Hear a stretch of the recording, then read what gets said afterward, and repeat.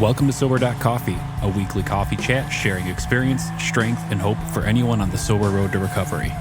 You can download Sober.Coffee weekly on all podcast platforms and check us out on Instagram at Sober.Coffee Podcast and on Twitter at Sober.Coffee Pod. To learn more about us and to help support these sessions, visit online at Sober.Coffee. Here are your hosts, two guys on their own path to recovery, Mike and Glenn. Let's join them at the coffee shop. Glenn, good morning. Hey, what's up, Mikey? Hey, how you doing, my friend? Man, first of all, I apologize. I got a cold and a little behind the counter here. You don't got the Rona, do you? No, I do not. Okay. I thank the Lord. But folks are going to be like, man, Glenn's been sick for like 5 months, because a little bit behind the counter, we record several sessions at once. So I'll be sick on several sessions, so I apologize. And this is what it is. This is the first time you're identifying with the gender sick? Yes, I am. Okay. Yes, I am. That's my pronoun is sick. All right, very good, very good. Hey, we got a but special. But those muffins look great. The muffins are fantastic today. The coffee shop is good, and want to thank a shout out to Brian at always Audio Hive for hosting this coffee this morning.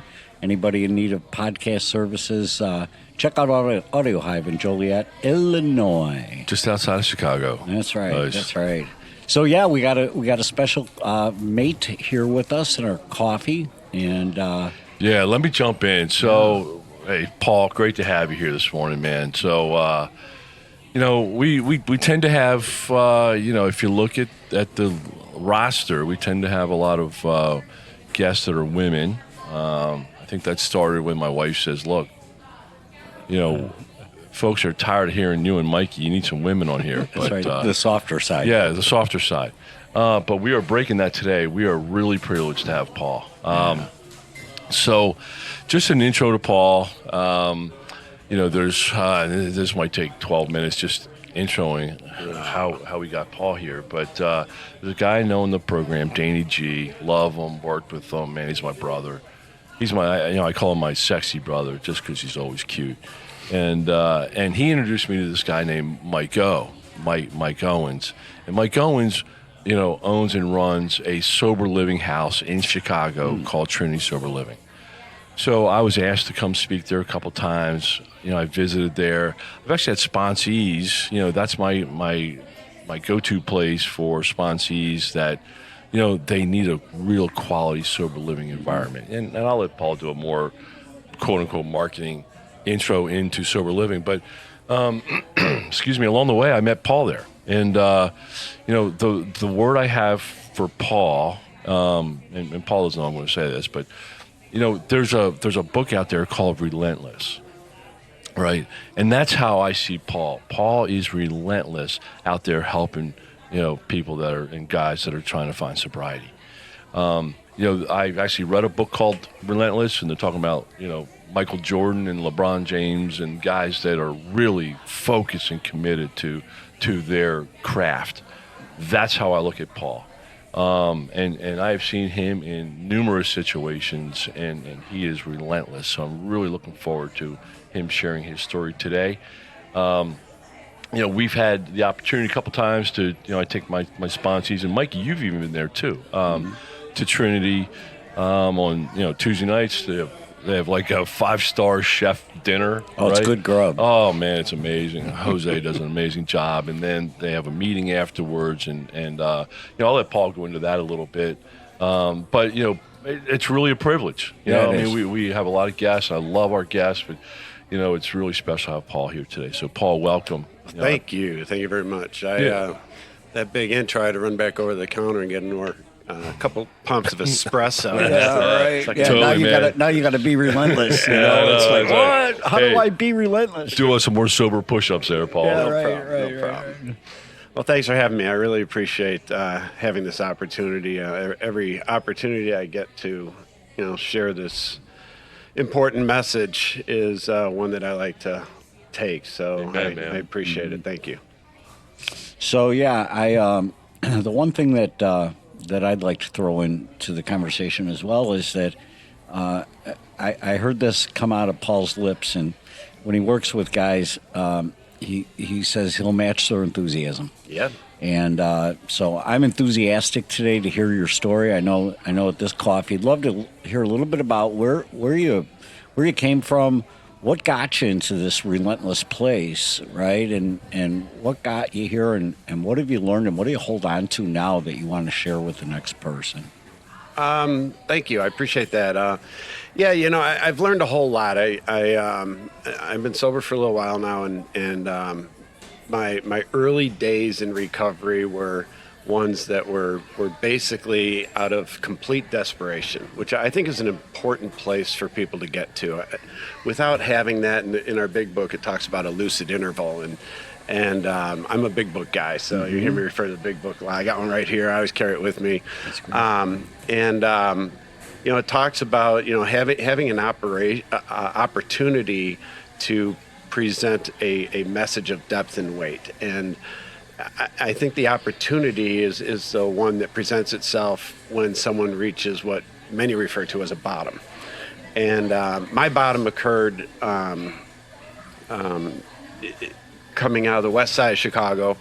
Once again, hanging out with and by hanging out, I mean briefly, hanging out with a couple of bad dudes, really not good people, getting my stuff, because I was not only alcoholic, I was also a drug addict, and my thing turned into prescription pills.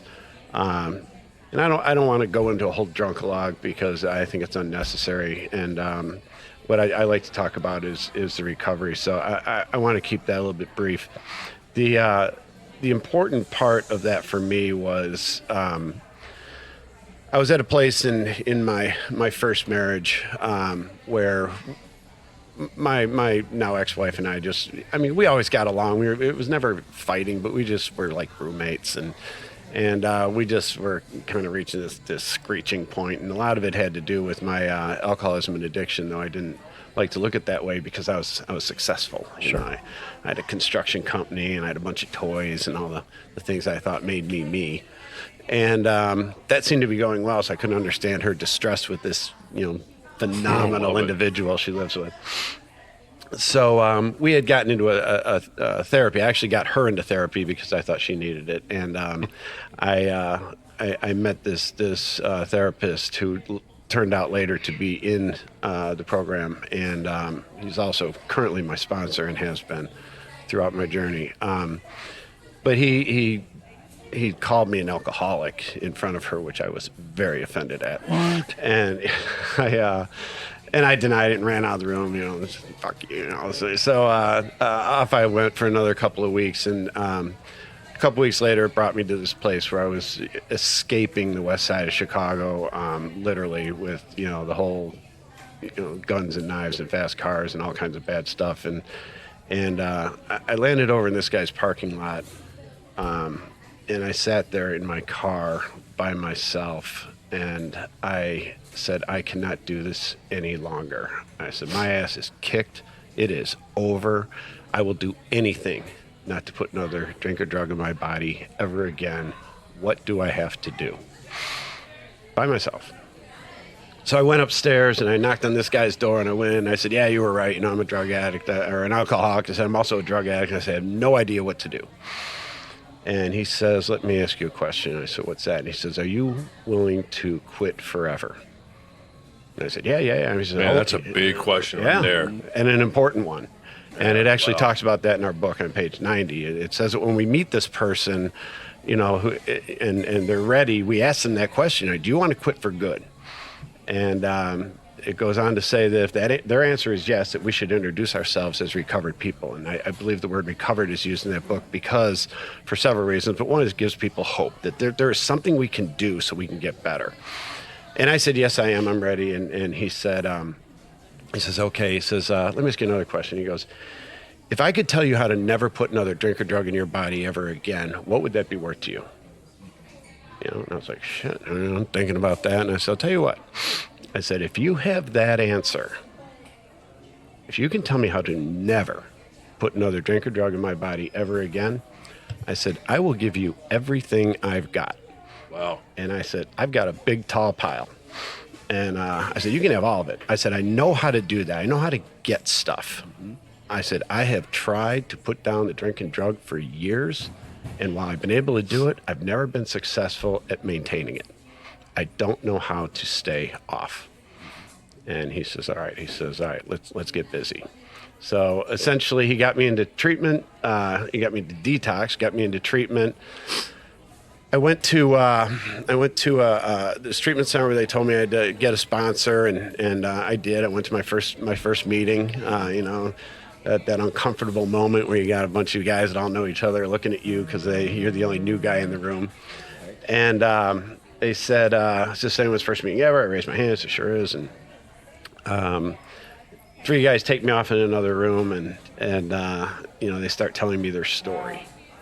And this goes on for another, they talk for 55 minutes. One guy was going through a divorce. He was a very wealthy guy. He was going to lose half of all his stuff. He was, telling me, I was 17 years sober, and he was telling me how terrible all that was. This other guy was telling me that he had dodged the IRS for years, and he owed them a ton of money, and he had run someone over early on in his life, coming out of a bar drunk, and this person died. And he had this unintentional manslaughter, whatever it was.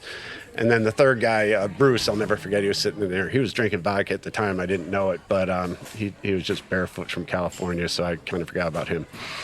But the first guy, 17 years sober, his name was Ken L., and I asked him to be my sponsor, and he said he would. And he took me through the steps. He said, I'm going to take you through the steps. I said, sounds good. He told me he was going to wait until I got out of treatment. I said, okay, I don't know anything about AA. I said, fine. So over the period of the next year, he nursed me through the steps, and we got through all of them, and it was a long road and a long trip. But one of the things that was pounded in my head was meetings, get to meetings, go to meetings, gotta go to meetings. I said, okay, 90 meetings in 90 days. That sounds good. So I'm an overachiever. So instead of going to a meeting a day, I was going to 10 a week. And over a period of time, I started to realize something. I haven't drank or drugged in a really long time. So I'm starting to associate going to meetings with not drinking and drugging. And along about 3 years into my recovery or program, I was sitting at a meeting one morning, my home group, and we're going through the same stuff. There's 2 guys sitting up at the podium, a chairperson, a treasurer sitting there, someone says, someone read How It Works, and someone read the 24-hour book, and then daily reflections, and then someone reads these promises, I always read the promises, and then we got a GSR report, then we got a treasurer's report, and then we got birthdays, and then we got sober birthdays, and then we got, events coming up, and, 25 minutes into this meeting. Time to go. Yeah, I'm looking at people, I'm like, this isn't working for me right now. Then we count off and go around the room, and then you split up into groups, and you go out, and everyone reads a step out of this book called 12 and 12. And as we're counting off, going around that room, I remember watching people counting off, and I'm saying, I know what you're going to say, I know what you're going to say, I know what you're going to say, I know what you're going to say, I know what you're going to say, because I've heard all of y'all say this stuff for the last, it was actually 5 years in this thing. And I said, I just don't want to do this anymore. And I got in my car when we split up, and I went home. And I walked in my house, and I told my wife at the time, my second wife, I said, I'm done with AA. I said, I don't want to go back. It's stupid to me. I said, I'm not learning anything. I don't feel better when I leave a meeting when I walked in, and I don't want to do this anymore. So she goes, oh my God, no. She'd never seen me drink. She goes, I've heard the stories. Please go back, And I said, no. I said, I don't want to drink or drug. I don't have a desire to. I just don't want to go to this AA stuff anymore. So I stopped going. So along about 2 weeks later, we were having a discussion in the kitchen. I remember she was winning, and I said, as they always do. Yes, and I said, I'm gonna go to a meeting. She said, good, you need one. And so she doesn't know. So off I go, and I walk into this place in Naperville Club, and there's these 2 guys sitting up at the big book study. There's 2 guys sitting up at the podium. Now we're walking in, and the one guy says, okay, he says, go through all, this is the introduction. And the next guy he says, we're gonna cover everything in a summary of everything we've done so far. And these guys are going through this list, and they're talking about the stuff. He's on Bill's story, or in Dr. Bob's, we heard about, Dr. Bob talking about that this stuff occurs with alcoholics, it never occurs in the average temperate drinker. And then Bill's story, he talks about, this, like Winchester Cathedral. And then he's talking about, the quicksand stretching around me in all directions. And I'm listening to this stuff and I'm scrambling to find a book, and then they're talking about there is a solution and more about alcoholism and we agnostics. And, I just can't keep up. They're going fast, ripping through this stuff. And all of a sudden they slow down and say, okay, this is where we left off last week. I have no idea where they were in the book that night. At the end of that meeting, I walked up to the guys and I said, one of the guys at the podium, I said, where'd you learn this stuff? And he goes, well, we read out of this big book every week. And I said, yeah, I know that. And I said, but I've not heard this before. And they said, oh, you new here? I said, well, it's my first time at this meeting. And they said, well, how long have you been sober? And I'm all puffed up, Sure. So I'm looking around this room and I'm like a veteran here, That's Right. I said, I'm like 5 years sober, And he goes, oh, you got a sponsor? I said, sure do. I said, Ken Lott. I said, he took me through the 12 steps and he hit 17 years sober. The guy says, tell me a little bit about your first step. It's okay. And I said, we were powerless over alcohol. I was clearly powerless. I couldn't put it down, leave it down. My life was unmanageable. My lawn wasn't cut. My dishes weren't done. I couldn't pay my bills, blah, blah, blah. And he goes, that's real interesting stuff. He goes, that has nothing to do with our first step. And I said, what are you talking about? He goes, tell me about your second step. Came to believe the power of great in ourselves can restore us to sanity. And I was clearly insane because, I had this great company and then I'd get these guys off to work and I'd go out and I'd pick up drugs and alcohol for the rest of the day. Clearly my life was insane. And he goes, yeah. He goes, sounds like it was. He goes, but that has nothing to do with our second step. And I'm getting pissed. Sure. I'm like, were you listening to me? My sponsor's 17 years sober and he took me through the steps and you're telling me we did it wrong? And he says, I'm really glad you didn't drink or drug that night. He said, but that has nothing to do with our step work. And I was mad. And he says, you want to learn what's in this book? And I said, yeah, sure. And he goes, all right, he goes, let's go learn.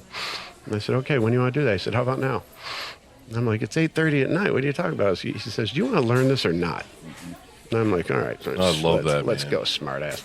So off we went to Quincy's. Let's go, man. I'll stay till midnight. Yeah, that was me. So we sat in this diner for 3 hours that night, and this guy covered the better part of the big book, and he talked about the steps, and he taught me what was in here because I didn't no one had ever presented this to me. I've read this book. Mm-hmm. I was told to read this book when I first got in there. Read the first 164 pages. I said, fine, I did. I didn't know that I was reading a textbook. No one ever told me that.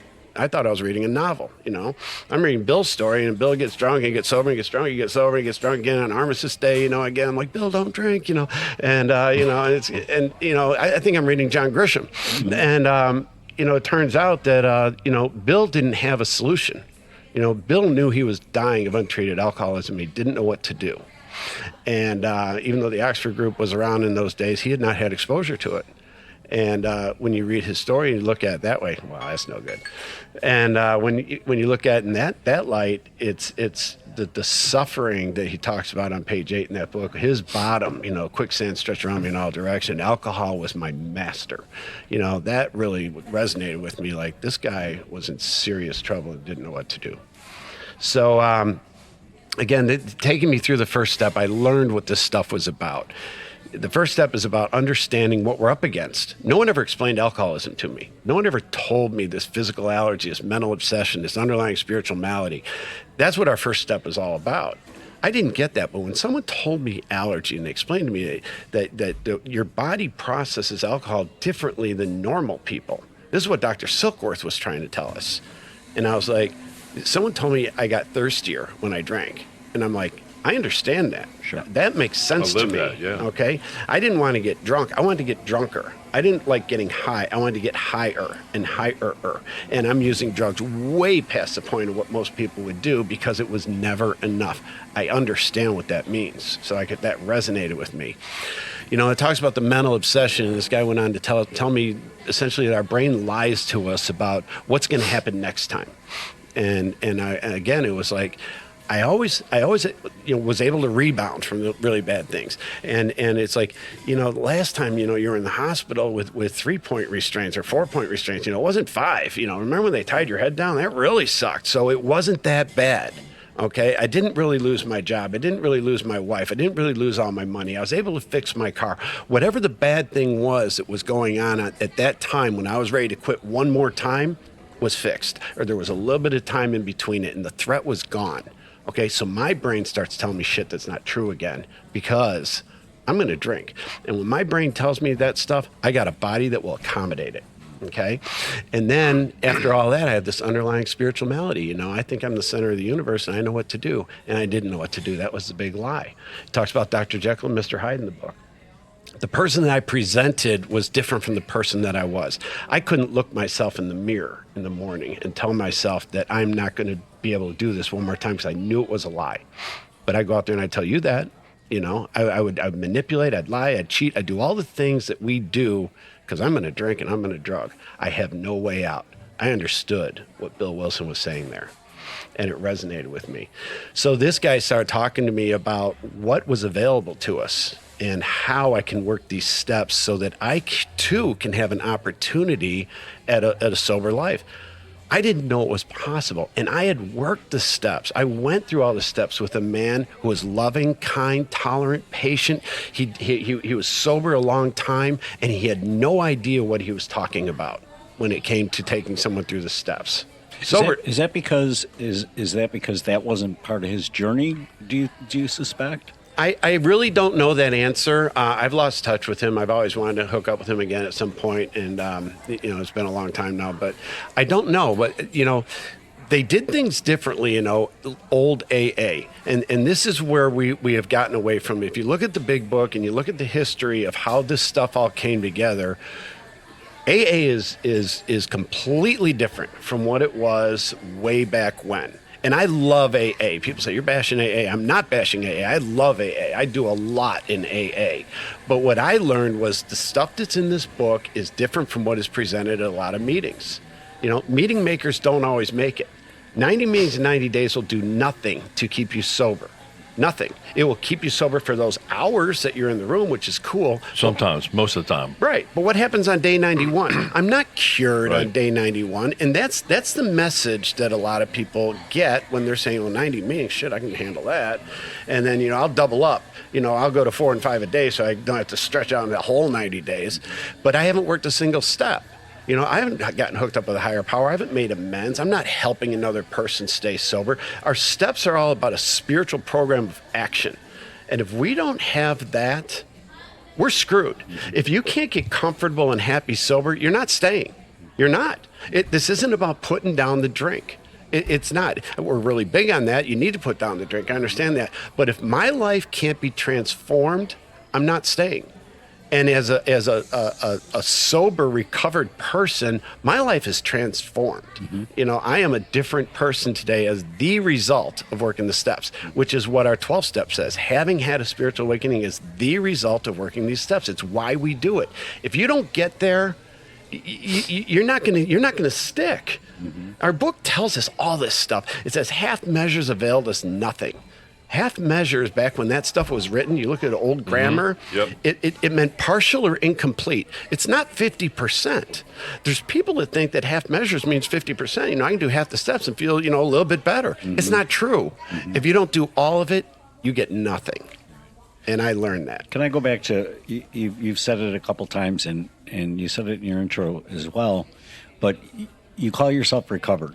Yeah. You know, and I'm relatively new to the program, and I've heard that in rooms before, and I think, boy, they're cured. Mm-hmm. That's not what you're saying. You're not saying you're cured. You're saying you're recovered. Can you I've heard you explain this before. Can you really drive that home? Happy to, and it's important. And I get so much pushback on this, and it's really it's that's my way of doing this thing is what it talks about in the book.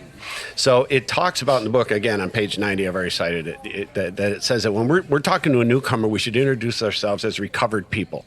And the reason for that is we have an answer to part of this problem, okay? Okay, so we have this physical allergy. If you have the physical allergy where I get thirstier, I've crossed this line where I've gone from heavy drinker, moderate drinker, heavy drinker to the real alcoholic, okay? So now my body is processing alcohol differently than other people, normal people. Once you've reached that point, there's no going back. And a real important thing I learned early on, but I didn't process till much later in life. You can develop an allergy at any time in your life.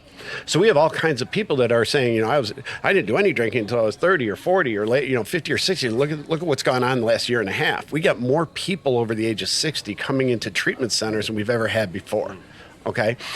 So you develop this allergy. Once you got it, you got it. It's like, I'm allergic to peanuts. I'm allergic to shellfish. I'm allergic to penicillin. Once you have that, it's lifelong. Okay. We can't do anything about that. The mental obsession is what we have the steps for. The mental obsession, the goal of working the steps is to have ourselves through a higher power, through work, doing work. Faith without works is dead. Through this program, we have an opportunity to have the mental obsession relieved or removed. If I have the mental obsession removed, I got a fighting shot at this. So our promises, and I love this. You guys talk about the promises. I've listened to your podcast, and everyone talks about the promises, and the promises are coming true, and the promises are laminated and passed out in all the meetings. If we were painstaking about this phase of our development, we'll be amazed for we're halfway through. I went up to a guy, and I asked him several years into recovery, and I said, halfway through what? He goes, what are you talking about? I said, you read those promises earlier. I said, before we're halfway through, I go, what are you talking about? He goes, well, that's halfway through your recovery, And I said, really? And he looked like he didn't even believe it himself. And so that didn't sound right. I ran across someone else. I said, halfway through what? What does that mean, those promises? And he goes, well, that's halfway through your steps, I think. I'm pretty sure. Like, all right, you don't know what you're talking about. So I go another. I went to this woman who I really liked in there, and she goes, I think it's halfway through your life. I said, okay. So I walk out of there not understanding anything because none of that resonated with me. Once I learned this book, and I look at where this is in the book, well, these are what we call not just the promises, these are actually 9th step promises. So you plug that in, you're at the 9th step, you're making your amends. If you are painstaking about this phase of our development, making your amends, you're going to be amazed before you're halfway through making your amends. We're going to know a new freedom. So that's what, halfway through your list, or? No, it's a general term, but it's basically they're saying that once you start making your amends, it's saying you're going to start feeling better. You're going to know a new freedom, a new happiness. You'll not regret the past because you're dealing with it. You're getting to address this thing with the people that you've harmed. That's what it's all about. But all of our steps, except our first step, have promises attached to them, if you know where to look in the book. And the promises I wish that we'd laminate and pass around the rooms, and people have heard me say this forever, is the 10th-step promises. They start right after the 9th-step promises. They're at the bottom of that page. And it's some awesome, awesome stuff. And I wish this is the stuff that they would read in the meetings, because this is the stuff that resonated with me. It says, we have ceased fighting anything or anyone, even alcohol, for by this time sanity will have returned. We will seldom be interested in liquor. If tempted, we recoil as from a hot flame. And I'm saying, how do I get that? Yeah. If tempted, I relate to that. We recoil as from a hot flame. If you got that shit going on, I would like a little of that, please, because I have no idea how to. I understand what recoil means. I put my hand on a hot stove. I don't have to think about what to do. I yank that thing away. If I can get that in my head for when it comes to drugs and alcohol, bring it on. Why are we not talking about that in our meeting? Why aren't we reading those steps? Yeah, I'll tell you what, that's hope right there for you. That was strong. And for those that aren't, since this is an audio podcast and not a video podcast, those. I know. I knew Paul should have been on a video. Right. Because those words rolled from his lips. The book isn't open, and I guess we're winding down a little bit on time for this segment anyway. We're going to have you right back because. Here's my takeaway so far is guilty as charged on how I handled my journey so far, and yeah, I haven't drank. Has that 10th step promise come through to me? Honestly, I'm not. I love it. I'm hopeful. I'm not feeling it. And what I'm hearing from you this morning is it's not just about going through the motions with your sponsor. It's not just about the habit of going to meetings. It's not just about not drinking. It's about the book. It's about the book. And in the book, we find the hope and the answers, or the answers and then the hope. And that's what I've really appreciated about this. And, here's the other thing. I've had the honor of spending hours with Paul at a workshop and really going through the book, and it's fascinating. It's absolutely fascinating, and I just hope people embrace getting the book. I think we've got a link to it in our resource guide. Get the book, and I love what you said. It's not a Grisham novel. It's a textbook, and if people really want that 10-step promise, it's a must. It's a must to work the steps, and you learn to work the steps by reading the book. Well, yes. It's pretty simple. Yes and no. Okay. Because it's a textbook, you need a teacher. You need a guide. You need somebody to tell you I read that book. I read that book 3 times before someone read it to me and explained to me, this is what this means. I had no idea what that meant. There is a solution, is an incredible chapter. I didn't know what was in it. It didn't make sense to me. The Winchester Cathedral that Bill talks about, he talks about it 3 times in that chapter. First time meant nothing. Second time he kind of reflected back on it. Third time he understood something. That it says in there, it says much moved. It says, and then he wandered outside. And that's where he read the old doggerel, the tombstone. Much moved refers specifically to Bill was seeking spiritual help overseas, and he went to a cathedral to get it. Much moved tells us this. He got it. It came, but he immediately dismissed it and went outside. And he understands that at the end of his story. He said, I looked for help. Help came. I just didn't know what it looked like. And that is so important. My miracles, my God today responds to me in ways that it's incredible to me.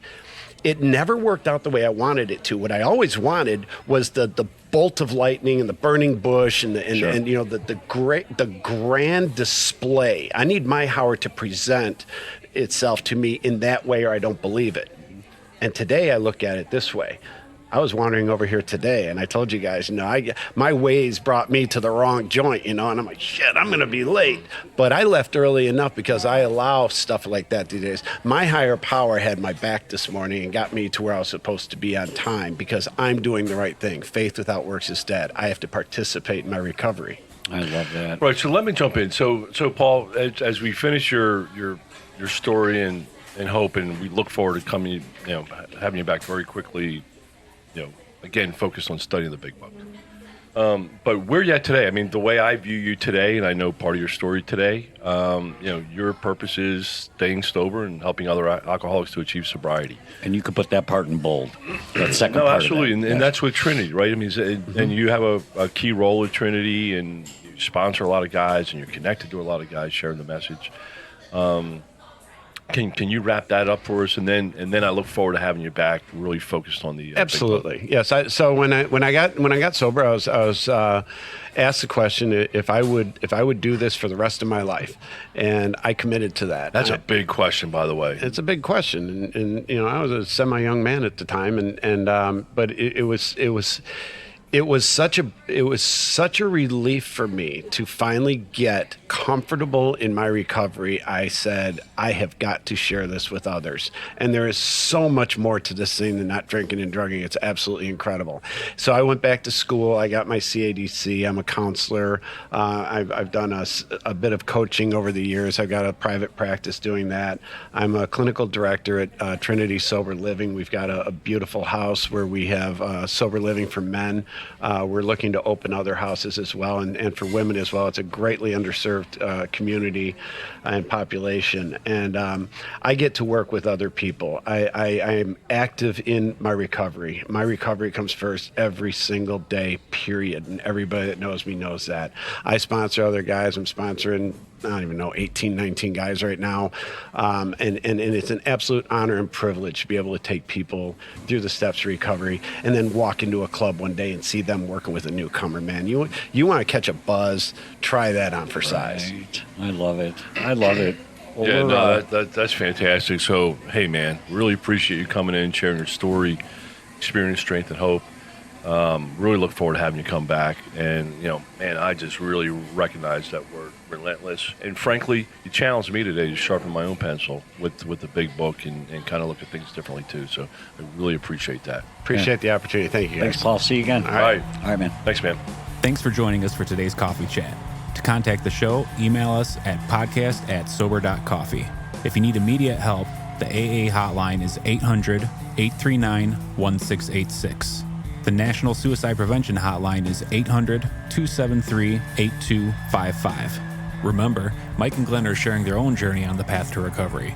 Any suggestions, medical or otherwise, are their own experiences and should not be viewed as professional advice. See you next week, and remember, there is a solution.